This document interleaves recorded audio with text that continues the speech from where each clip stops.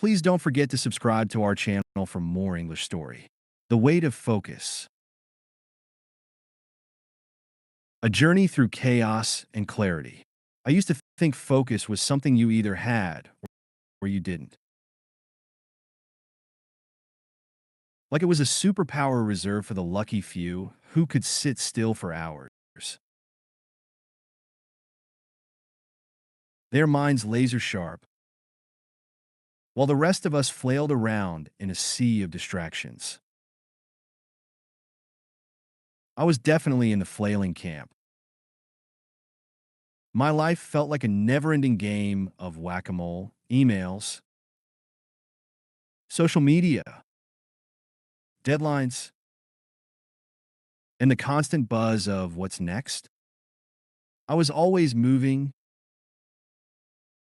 always doing, but never really there. And the worst part? I thought that was normal. I thought that was what it meant to be productive.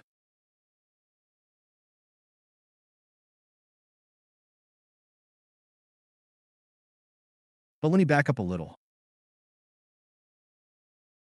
This story isn't just about focus.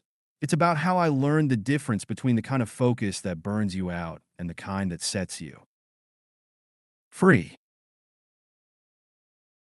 It's about toxic motivation and true inspiration, and how I finally figured out which one was driving me. Spoiler alert.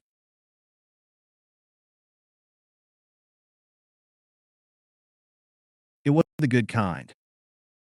The hustle culture trap. It all started a few years ago when I was deep in what I now call my hustle culture phase. You know the one, where you're convinced that if you're not grinding 24/7, you're falling behind. I was working a full-time job, trying to build a side business, and juggling a social life that felt more like a checklist than something I actually enjoyed. My phone was glued to my hand.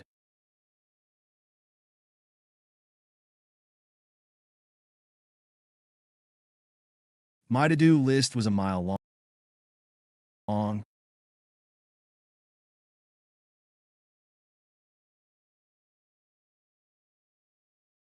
and my brain was constantly buzzing with ideas, worries, and half-formed plans. I told myself I was focused. I was so focused, in fact, that I didn't have time to eat properly, sleep enough, or even take a breath without feeling guilty. I was obsessed with the idea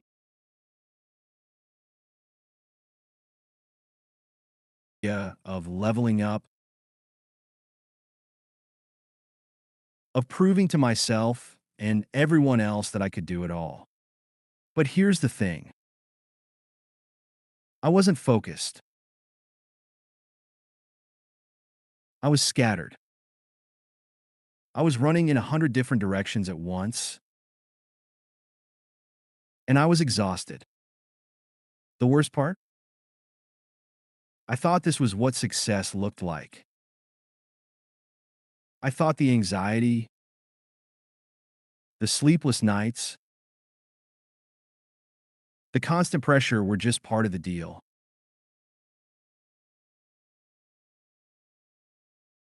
I was chasing this idea of more money,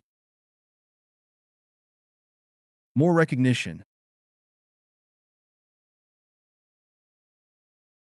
more achievements, and I was willing to sacrifice everything to get it.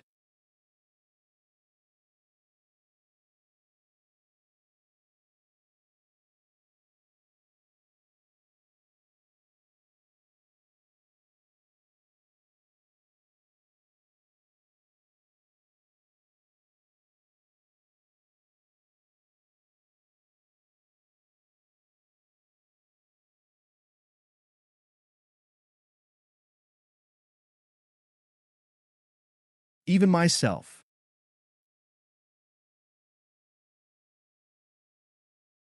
The breaking point. Of course, it couldn't last. One day, I hit a wall. Or rather, the wall hit me. I was sitting at my desk, staring at my computer screen, and suddenly I couldn't move. My brain felt like it had short circuited. I couldn't think, couldn't focus, couldn't even remember what I was supposed to be doing. All I felt was this overwhelming sense of dread, like I was drowning in my own life. That was the moment I realized something was seriously wrong. I couldn't keep going like this. I was burned out, physically and emotionally, and I knew I needed to make a change, but I didn't know where to start. How do you fix something when you don't even know what's broken? The toxic motivation trap. Looking back, I can see now that my so-called focus was actually toxic motivation in disguise. I was driven by fear, fear of failure,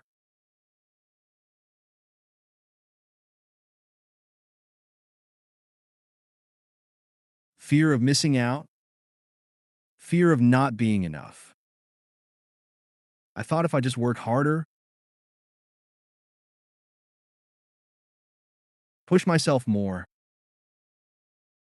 I could outrun those fears. But all I was really doing was feeding them. Toxic motivation is sneaky like that. It masquerades as ambition, as drive, as dedication. But underneath, it's fueled by insecurity and self-doubt. It's the voice in your head that says, you're not doing enough. You're not good enough. If you stop, you'll fail. And the more you listen to that voice, the louder it gets. For me, toxic motivation looked like this. I would set these insane goals for myself. Write a book in a month.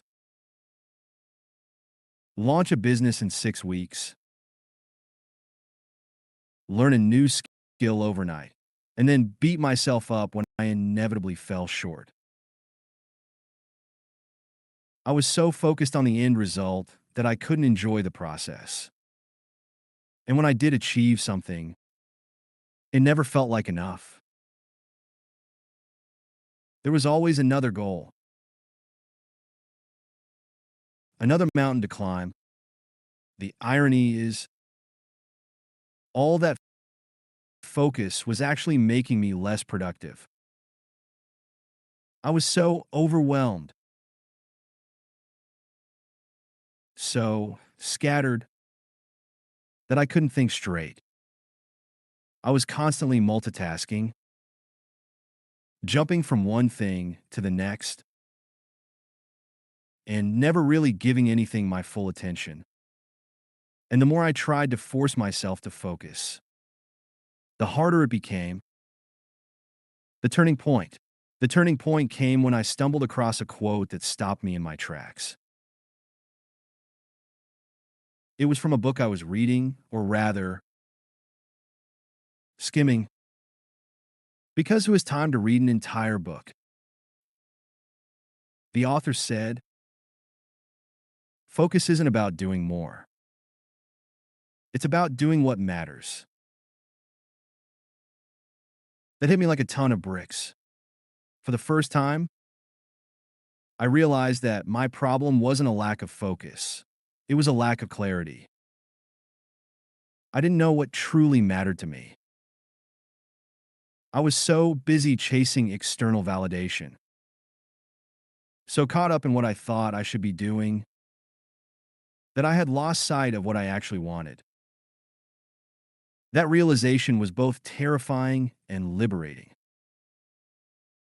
Terrifying because it meant I had to confront some hard truths about myself and my priorities. Liberating because it gave me permission to let go of all the things that weren't serving me.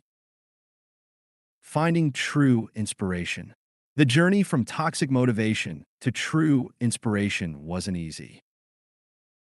It required a lot of self reflection, a lot of uncomfortable conversations with myself, and a lot of trial and error. But slowly, I started to figure out what really mattered to me. I started to reconnect with my passions,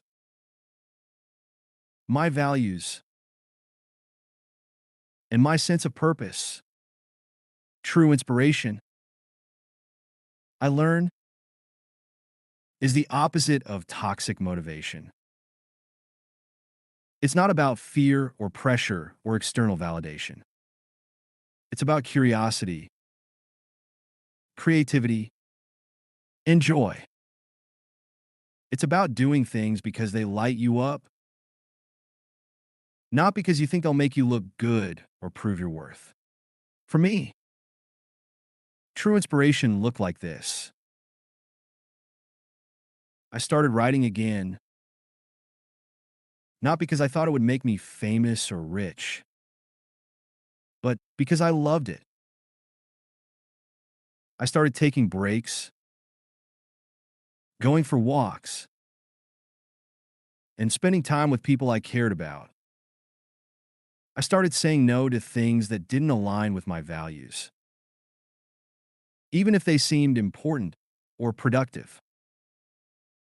And most importantly, I started giving myself permission to be human, to rest, to make mistakes, to not have it all figured out. The power of focus. As I began to let go of toxic motivation and embrace true inspiration, something amazing happened. I found my focus, not the frantic,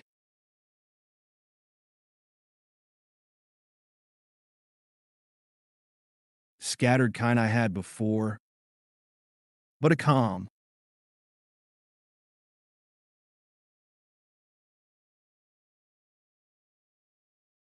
steady focus that came from knowing what mattered to me.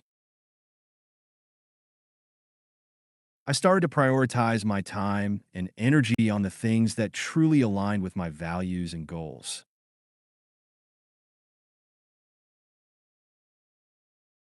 And when I did that, everything else fell into place. Focus, I realized, isn't about forcing yourself to concentrate on something you don't care about. It's about creating the space and clarity to give your full attention to what truly matters. It's about saying no to the noise so you can hear your own voice. Lessons learned. If there's one thing I've learned from this journey, it's this: focus is a skill, not a superpower. And like any skill, it takes practice. Here are a few things that helped me along the way. 1. Get clear on your priorities. Focus starts with knowing what matters to you. Take the time to reflect on your values, your goals, and what truly lights you up. 2. Let go of perfection.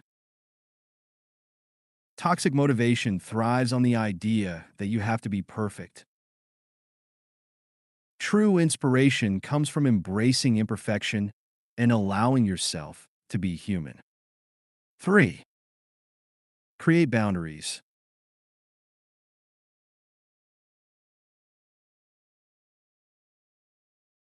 Focus requires boundaries with your time, your energy, and your attention. Learn to say no to the things that don't align with your priorities. 4. Practice presence. Focus isn't just about what you're doing. It's about how you're doing it. Practice being fully present in whatever you're doing. Whether it's work, a conversation, or just taking a walk. 5. Be kind to yourself. Focus is a journey, not a destination. There will be days when you feel scattered and distracted, and that's okay. What matters is that you keep coming back to what truly matters.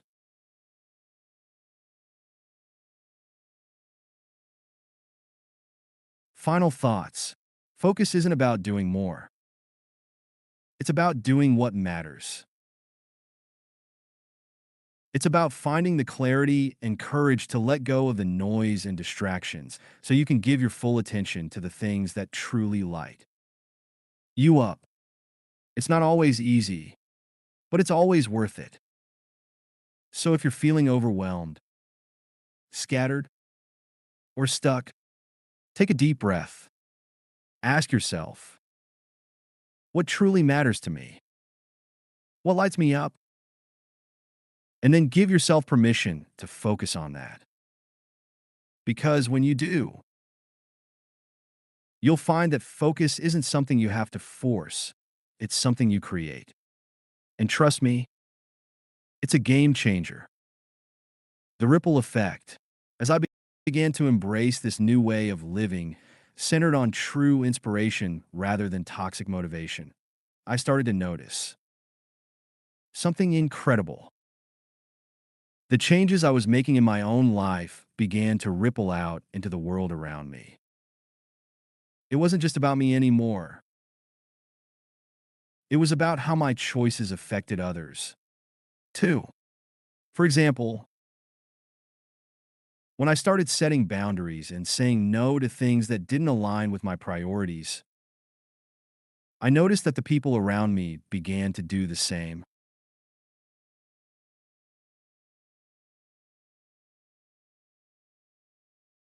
My friends started talking about how they felt inspired to take better care of themselves, to pursue their passions, and to let go of the pressure to do it all. My coworkers began to see the value in focusing on quality over quantity, in taking breaks, and in being fully present during meetings instead of multitasking. It was like I had given them permission to do the same. And that's when it hit me. Focus isn't just a personal practice, it's a collective one. When we focus on what truly matters, we create space for others to do the same. We become a mirror, reflecting back the possibility of a different way of living, one that's rooted in clarity, purpose, and joy.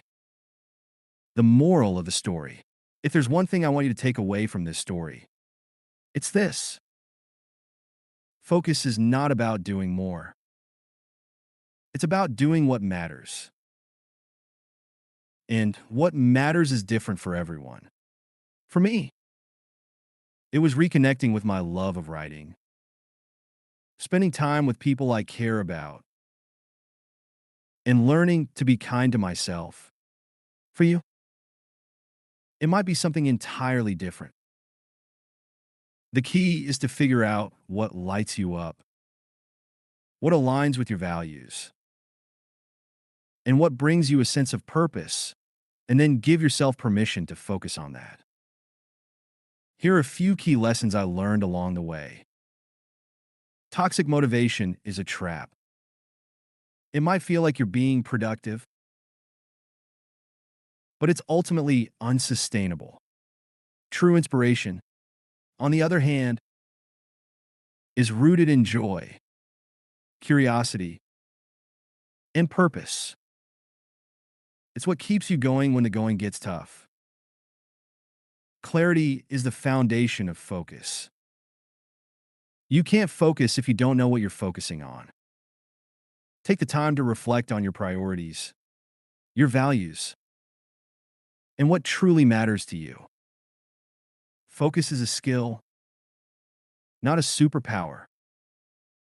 It takes practice, patience, and self compassion. There will be days when you feel scattered and distracted, and that's okay. What matters is that you keep coming back to what truly matters. Your focus affects others. When you prioritize what matters to you, you give others permission to do the same. Focus isn't just a personal practice, it's a collective one. Be kind to yourself. Focus isn't about perfection, it's about progress.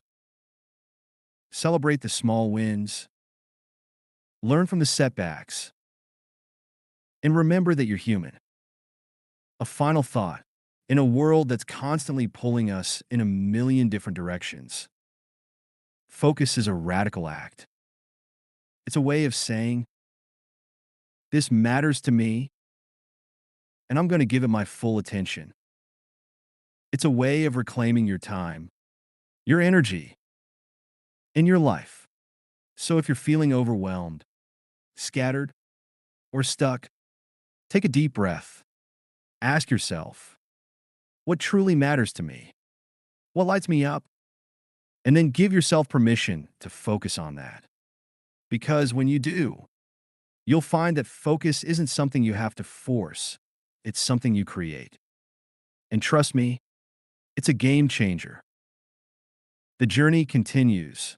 Even after I found my focus and began living a life rooted in true inspiration, I realized that the journey wasn't over. In fact, it was just beginning. Focus, I discovered, isn't a one-time achievement. It's an ongoing practice. It's something you have to nurture and protect, especially in a world that's constantly trying to pull you in 1,000 different directions. There were moments when I slipped back into old habits. I catch myself scrolling mindlessly on my phone or saying yes to things I didn't really want to do, or feeling that familiar pang of anxiety when I thought I wasn't doing enough. But instead of beating myself up,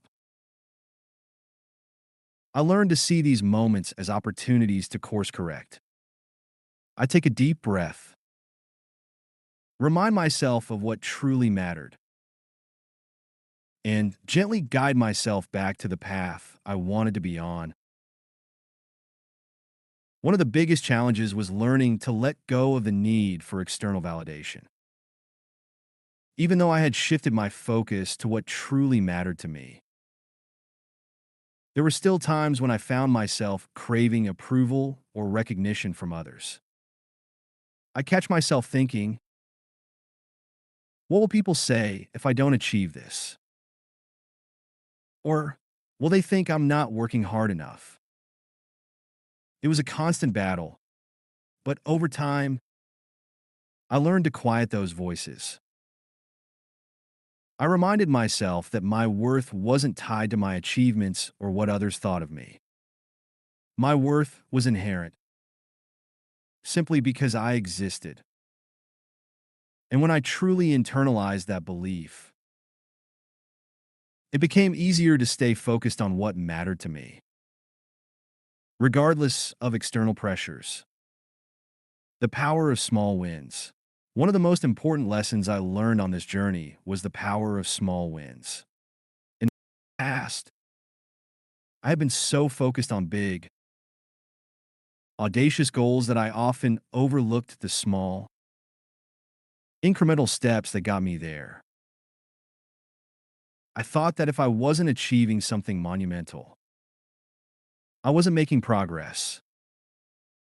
But as I began to embrace true inspiration, I realized that progress isn't always about the big, fleshy moments. It's about the small, consistent actions that add up over time. It's about showing up day after day, even when it feels like you're not making a difference. For example, instead of trying to write an entire book in a month, I started writing for just 15 minutes a day. At first, it didn't feel like much, but over time, those 15 minutes added up. Before I knew it, I had written thousands of words, not because I was forcing myself to, but because I genuinely enjoyed the process. The same principle applied to other areas of my life. Instead of trying to overhaul my entire routine overnight, I started making small, sustainable changes. I take a 10-minute walk every day, or spend 5 minutes meditating, or set aside time to connect with a friend. These small actions didn't feel like much in the moment, but over time, they transform my life. The ripple effect grows. As I continued to practice focus and prioritize what truly mattered, I noticed that the ripple effect I had experienced earlier began to grow. It wasn't just my immediate circle of friends and coworkers who were inspired by my journey. It was strangers, too. I started sharing my story online, not because I wanted to be an influencer or a guru, but because I wanted to connect with others who might be struggling with the same things I had. I wrote about my experiences with toxic motivation, my journey to true inspiration, and the lessons I had learned along the way. And to my surprise, people responded. They shared their own stories, their own struggles, and their own triumphs. It was like we were all part of this collective journey, learning and growing together. One message in particular stuck with me. It was from a woman who had read one of my posts and decided to make a change in her own life. She had been stuck in a job she hated, feeling overwhelmed and unfulfilled, but she didn't know how to break free. After reading about my journey, she decided to take a small step. She started journaling every day, just for 10 minutes. Over time, those 10 minutes gave her the clarity and courage to make bigger changes. She quit her job, started her own business, and began living a life that truly aligned with her values. Her message reminded me of the power of focus, not just for ourselves, but for others too. When we prioritize what truly matters, we create a ripple effect that can inspire and uplift those around us. We become living proof that another way is possible. The moral, revisited. As I reflect on my journey, I'm reminded of the moral that has guided me all along. Focus is not about doing more. It's about doing what matters. But now, I see that moral in a new light. It's not just about personal fulfillment. It's about the impact we have on the world around us. When we focus on what truly matters, we create space for others to do the same. We become a beacon of clarity and purpose in a world that's often chaotic and overwhelming. We show others that it's possible to live a life rooted in joy, meaning, and connection. So if you're feeling overwhelmed, scattered, or stuck. Remember this: focus is a journey, not a destination. It's about taking small, consistent steps toward what truly matters and trusting that those steps will add up over time. It's about being kind to yourself, celebrating your progress, and staying true to your values, even when it's hard. And most importantly, it's about recognizing that your focus has the power to create ripples, ripples that can inspire and uplift not just yourself, but the people around you, too. A final word: focus isn't easy. It requires courage, clarity, and a willingness to let go of what no longer serves you. But it's also one of the most powerful tools we have for creating a life that's truly our own. When we focus on what matters, we tap into a source of energy and inspiration that can carry us through even the toughest times. So take a deep breath.